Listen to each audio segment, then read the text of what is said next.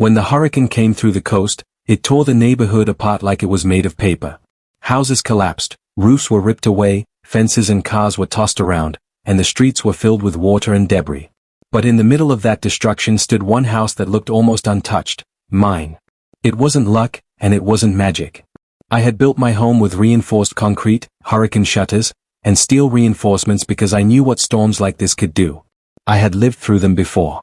While my neighbors' homes lay in ruins, mine became a shelter.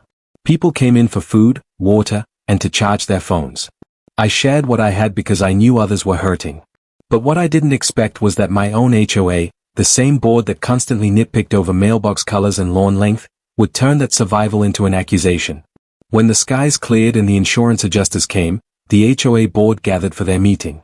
Instead of gratitude that at least one home was still standing, they painted me as the villain. They claimed that by reinforcing my home, I had somehow redirected the storm's energy and caused their destruction. The president, who was always quick to target me, called my house a bunker, and insisted it wasn't in line with the community's aesthetic. Then came the unbelievable demand. They fined me $10 million, blaming me for the damages the hurricane caused to everyone else. It sounded insane, but they were dead serious. They even put it in writing, sending me an official-looking letter with a list of violations and penalties that added up to the outrageous amount.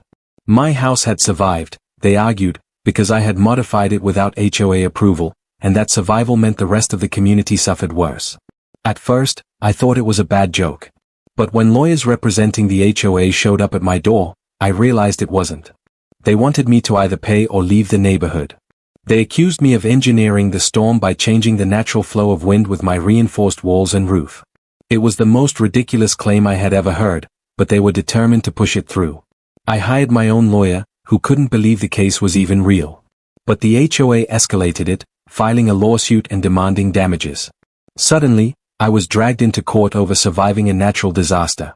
The board sat there, red-faced and self-righteous, pointing at me like I was some sort of criminal mastermind. They paraded neighbors who had lost everything, convincing them that my survival was unfair and somehow responsible for their loss. But court is about facts, not feelings. My lawyer presented engineering reports, showing that my home had been built to strict hurricane codes that any of them could have followed if they had cared to. He showed the judge receipts, permits, and expert testimony proving that nothing I did affected anyone else's property.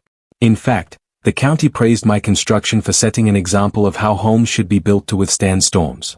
The HOA's arguments crumbled quickly. They had no science, no evidence, only anger and jealousy. They wanted money because they had lost, and they saw my standing house as a target. But the judge wasn't buying it. After weeks of hearings, the case was dismissed with prejudice, meaning they couldn't bring it up again. That should have been the end of it, but the story didn't stop there. The judge was furious at the waste of court resources and ordered the HOA to pay my legal fees. Then, as word spread, local news stations picked up the story. Suddenly, the HOA wasn't just a neighborhood annoyance, they were national news.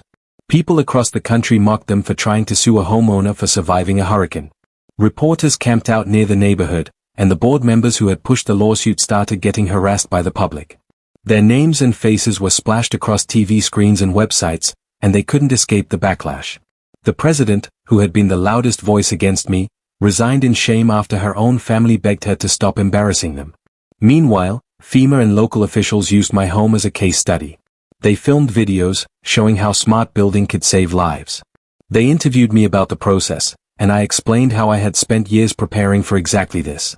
Instead of being ruined by the storm, I became a voice for preparedness, while the HOA's reputation was destroyed. The aftermath was poetic. The HOA lost members in droves, as families who had survived but couldn't rebuild fast enough walked away from their ruined homes. Without funds, the association collapsed. The few who remained were left to fend for themselves, with no board to enforce ridiculous rules. The neighborhood that once mocked me for having shutters that looked too industrial was gone, and the land was eventually sold to developers who didn't care about HOA rules. Through it all, my home still stood, solid and untouched.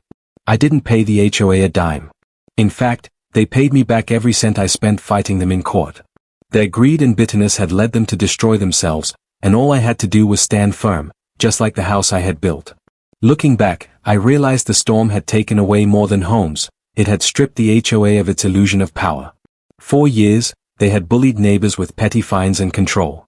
But when disaster came, all their rules and threats meant nothing.